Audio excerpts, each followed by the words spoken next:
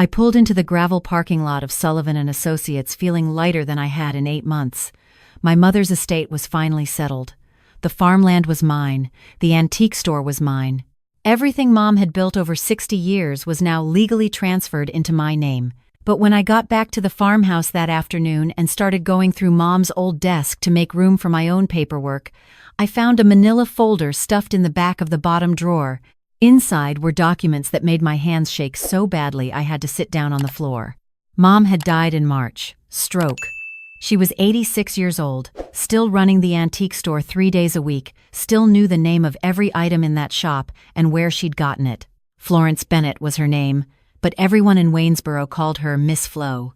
She'd bought the 340-acre farm with my father back in 1962, raised tobacco and soybeans. Then after Daddy died in 1989, she'd converted the old barn into an antique store. Bennett's Antiques became a destination. People drove 2 hours from Richmond just to browse through Mom's collection. I'm Evelyn. I'm 64 years old. I was a registered nurse for 42 years before I retired. Never married, no children. Just me and my career and my visits home to Mom every other weekend. My brother, Thomas, he's 67, lives up in Baltimore, married twice, has a daughter named Lindsay from his first marriage. She's 39 now. Thomas was always too busy with his real estate business to visit Mom much. Maybe twice a year, if that. But when Mom got sick, when we knew the stroke had damaged her brain too much for recovery, Thomas drove down and stayed at the hospital. I thought it was nice. I thought he'd finally realized what we were losing. Mom lingered for 5 days before she passed. During those 5 days, Thomas and I sat in that hospital room together. We talked about childhood memories, about the farm, about Mom's incredible eye for antiques. He seemed genuinely sad. Lindsay came down too, and she cried real tears at the funeral.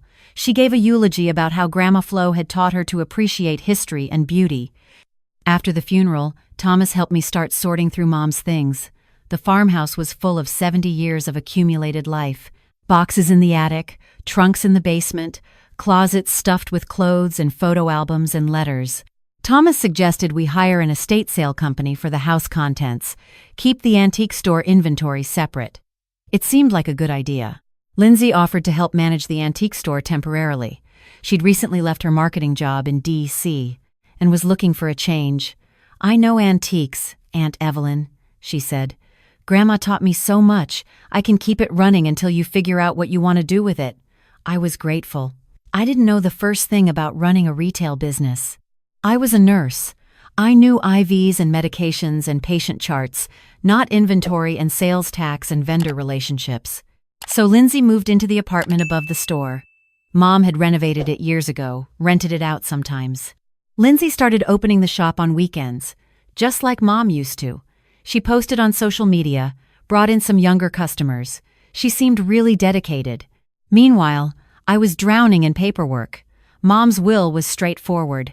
Everything to me, with a provision that Thomas receive $50,000 from the estate and first right of refusal if I ever wanted to sell the farm. But there were so many accounts, so many little details. Mom had a checking account at First Virginia Bank, a savings account at Mountain Trust, a separate business account for the antique store. She had stock certificates from companies that didn't even exist anymore. She had a safe deposit box I didn't have a key to. Thomas told me about a lawyer he knew, said this guy specialized in estate settlement, could help me navigate all the complexities. I met with the lawyer once. His name was Gerald Fisher. He worked out of a strip mall office in Charlottesville. Something about him felt slippery. He kept talking about how I needed to protect the assets, how I needed to set up an LLC, how I needed to hire him to manage everything because it was too complicated for someone like me. Someone like me. As if I hadn't managed a 30-bed ICU unit for 15 years. I thanked him and said I'd think about it. Then I asked around at my book club. One of the women, Martha, her husband had died 2 years ago and she'd had to settle his construction business. She gave me the name of Marcus Sullivan. Marcus had an office right in Waynesboro, a small practice, mostly wills and estates, and real estate closings. He was maybe 50 years old. Straightforward. Didn't waste time with fancy talk. Over the next 6 months, Marcus and I pieced together Mom's entire estate. The farm was appraised at $1.4 million. 340 acres of prime Virginia farmland, most of it leased to a local farmer who grew corn and soybeans. The lease payments alone were $40,000 a year. The antique store building and inventory were appraised at another $600,000. Mom had kept immaculate records, every item photographed, cataloged, with provenance documentation. Some of those pieces were worth serious money. There was a life insurance policy for $100,000.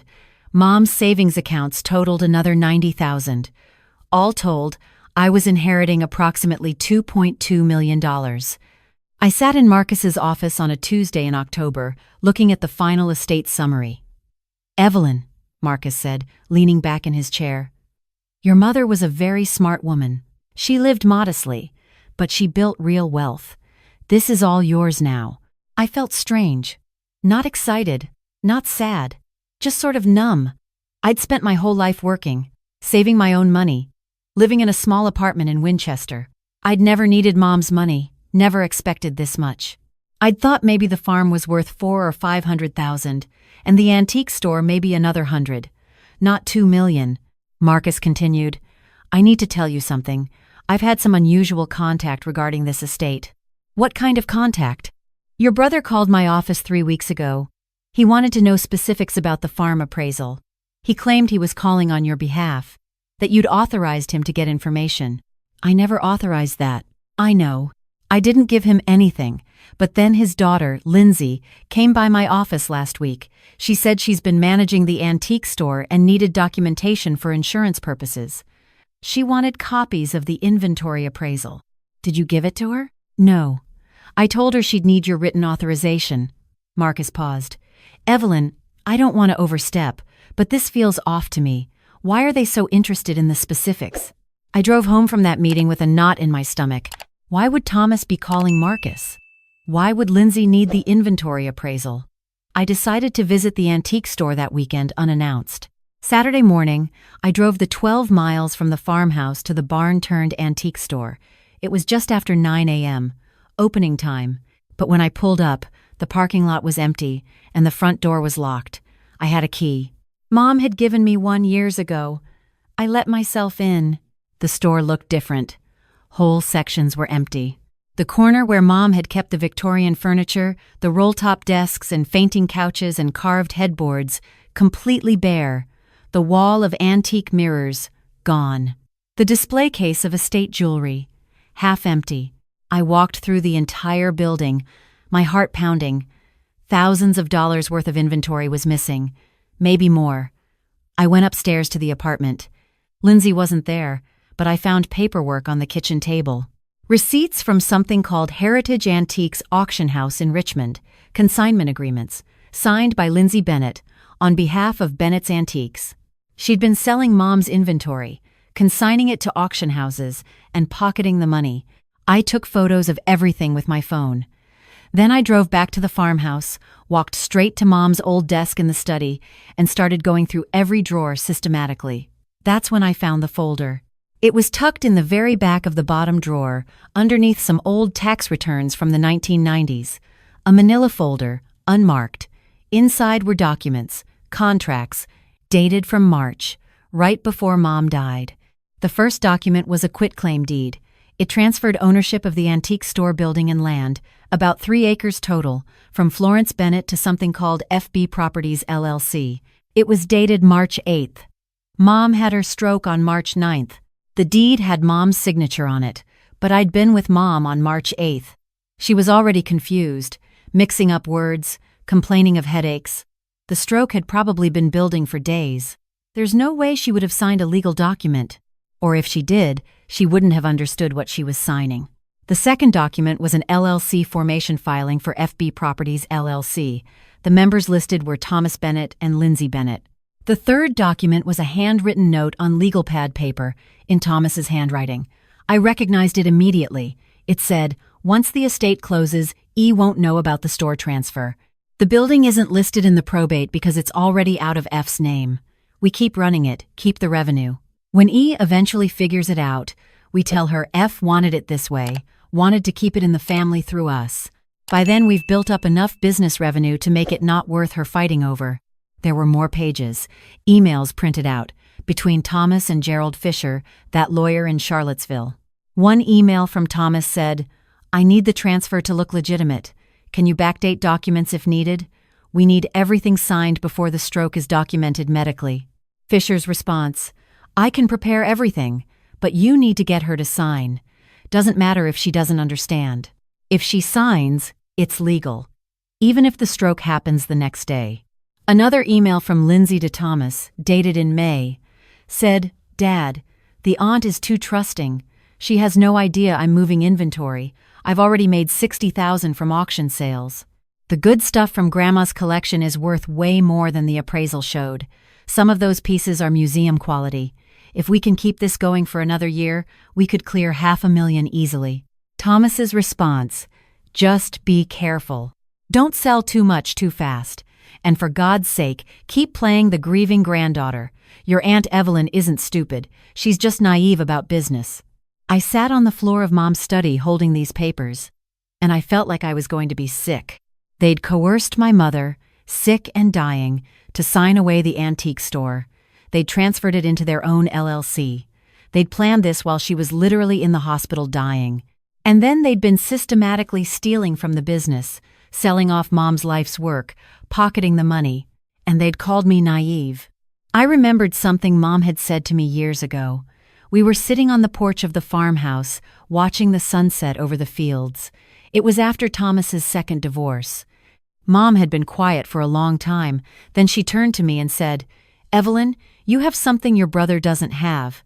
You have integrity." Thomas was always the charmer, always had big plans, but he never learned that how you get things matters as much as what you get. You learn that. You're strong in the ways that count. I'd thought about those words during hard times in my nursing career, when I had to advocate for patients against doctors who didn't want to listen, when I had to report a colleague for stealing medications, when I had to tell families their loved one wasn't going to make it, and I thought about them now. I called Marcus Sullivan on his cell phone. It was Saturday, but he answered. "Marcus, I need to see you Monday morning first thing, and I need a recommendation for a criminal attorney." There was a pause. "What's happened?"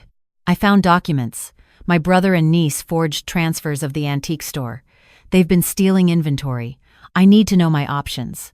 "Come in Monday at 8 a.m., Marcus said. "And Evelyn, don't confront them yet. Don't tip them off. We need to handle this right." That weekend was the longest of my life. I didn't sleep. I made copies of everything.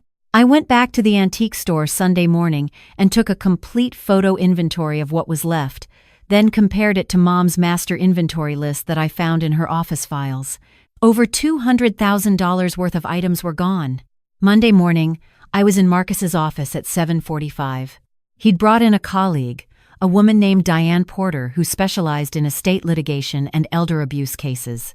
I showed them everything: the folder, the printed emails, the auction house receipts, the inventory discrepancies. Diane looked at the quitclaim deed carefully. "This signature," she said, pointing at Mom's name, "this doesn't match other signatures I've seen in your mother's estate documents. And the date is 1 day before her stroke was documented. They probably had her sign this while she was already impaired." "Is that illegal?" I asked. If she lacked the mental capacity to understand what she was signing, yes, it's fraud, possibly elder abuse. Diane looked at Marcus. "We need to move fast. If they realize she's found this, they'll try to hide assets." Marcus nodded. "First, we file to void the quitclaim deed based on lack of capacity. Second, we file a police report for theft of the inventory. Third, we file a civil lawsuit for conversion and fraud, and we get a temporary restraining order preventing them from disposing of any more assets." "What do I do?" I asked. "Nothing yet," Diane said. "Let us handle the legal filings. They'll be served with papers probably by Wednesday. That's when they'll know you've found out." The next 2 days, I stayed at the farmhouse. I didn't contact Thomas. I didn't contact Lindsay. I just waited. Wednesday afternoon, my phone rang. It was Thomas. "Evelyn, what the hell is this?" he was yelling. "I just got served with a lawsuit. You're accusing me of fraud?" I took a breath. "I found the folder, Thomas. I know about the quitclaim deed. I know about the LLC. I know you had Mom sign documents when she was already having the stroke. You don't know what you're talking about, he said. Mom wanted us to have the store. She told me she wanted it to stay in the family through me and Lindsay. Then why did you hide it? Why didn't you tell me during the 8 months we were settling the estate? Because I knew you'd react like this. You always thought you were better than me. Mom's favorite, the responsible one. This isn't about being favorite, Thomas. You forged documents. Lindsay stole hundreds of thousands of dollars of inventory. That's a lie. I have the auction house receipts. I have the emails. I have everything. There was silence on the line. Then Thomas's voice changed. It got quieter, calculated. Evelyn, let's not do this. We're family. We can work this out. Lindsay was just trying to help, trying to keep the business going. Maybe she made some mistakes with the inventory tracking, but there's no need for lawsuits and police. You had Mom sign legal documents while she was dying. She knew what she was doing. She had a stroke the next day, Thomas. She could barely speak by the time she got to the hospital. More silence. Then, if you pursue this, it's going to get ugly. I'll fight you. I'll tie up that estate for years. You'll spend everything on legal fees. That's your choice, I said. My lawyers have already filed the paperwork. You and Lindsay have 30 days to respond. Evelyn, don't do this. You did this, I said, and I hung up. Lindsay called 10 minutes later.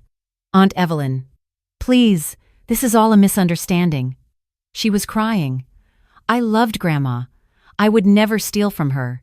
You sold $200,000 of her inventory and kept the money. I was managing the business. I was paying expenses. I was going to give you an accounting. You signed consignment agreements in your own name. You deposited the money into your personal account. I have the bank records, Lindsay. Marcus subpoenaed them. She stopped crying. Her voice went flat. You know what? Fine. Go ahead and sue us. That old woman didn't even know what she had. Half that stuff was junk anyway. I made it worth something by knowing how to market it. I felt something cold settle in my chest. That old woman was my mother. She spent 60 years building that collection. Every piece had a story. Every piece mattered to her. Whatever. You're just jealous that Dad and I actually know how to run a business. You were just a nurse. What do you know about real money? I know enough to recognize theft, I said, and hung up. Over the next 3 months, it was a legal war. Thomas hired an expensive attorney from Richmond. They fought everything. They claimed Mom had wanted the store to go to Thomas. They claimed I was mentally unstable from grief. They claimed Lindsay had authorization to sell inventory. But Diane Porter was fierce. She deposed Thomas. She deposed Lindsay. She subpoenaed Gerald Fisher, who immediately lawyered up and stopped cooperating. Turned out Fisher had been disciplined by the Virginia State Bar twice before for ethical violations. The DA's office got interested. They opened a criminal investigation into potential elder abuse and fraud. The quitclaim deed was voided in January. The judge ruled that Mom clearly lacked capacity on March 8th, based on medical records showing she'd been experiencing stroke symptoms for at least 72 hours before the documented stroke. The antique store ownership reverted to the estate, which meant it reverted to me. In February, Lindsay agreed to a settlement. She'd pay back $160,000 over 5 years.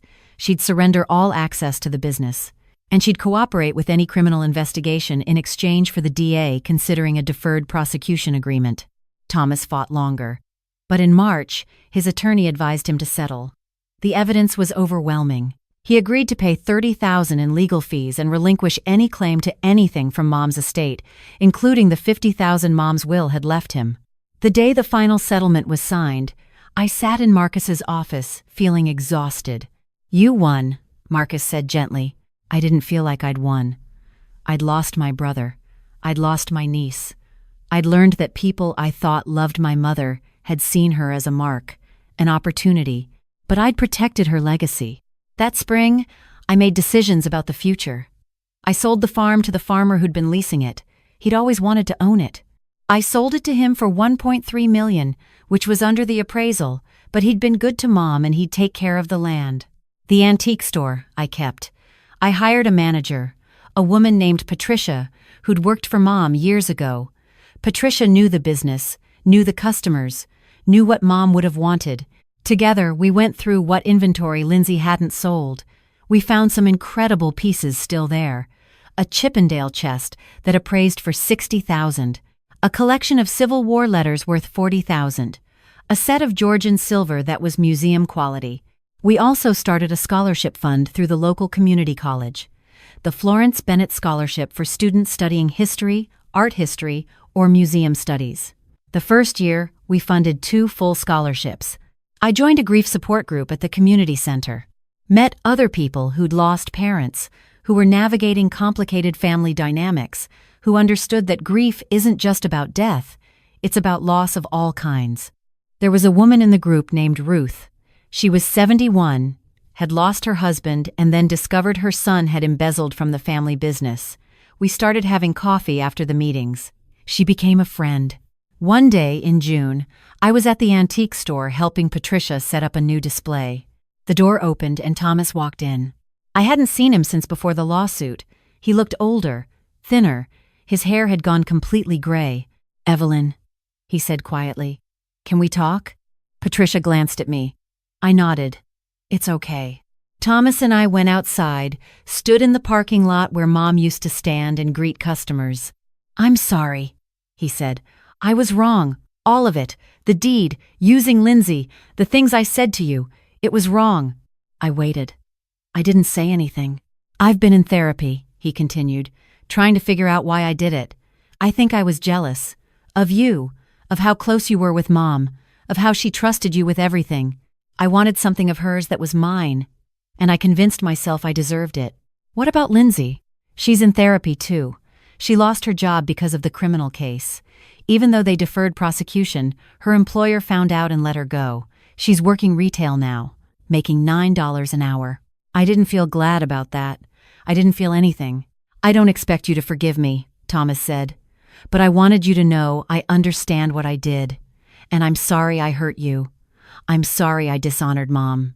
I took a breath. "I appreciate you saying that. But I can't have you in my life right now, Thomas. Maybe someday. But not now." He nodded. "I understand." He turned to leave, then stopped. "The scholarship fund, the one you set up for Mom, that was the right thing to do. She would have loved that." After he left, I went back inside. Patricia asked if I was okay. "I will be," I said. That fall, we had a dedication ceremony for the first 2 scholarship recipients. 2 young women, both first-generation college students, both passionate about preserving history. They stood in the antique store surrounded by Mom's collection and talked about their dreams. One of them wanted to work for the Smithsonian. The other wanted to open a museum in her small hometown in Appalachia. I thought about Mom, about how she'd taken a barn and turned it into something beautiful, about how she'd taken broken, discarded things and seen their value, about how she'd lived modestly but left something that mattered. That night, I sat on the porch of the farmhouse. I'd decided to keep it, even though I'd sold the acreage, the house itself and 5 acres. Enough for a garden, enough for peace. I had Mom's ashes in an urn on the mantel inside.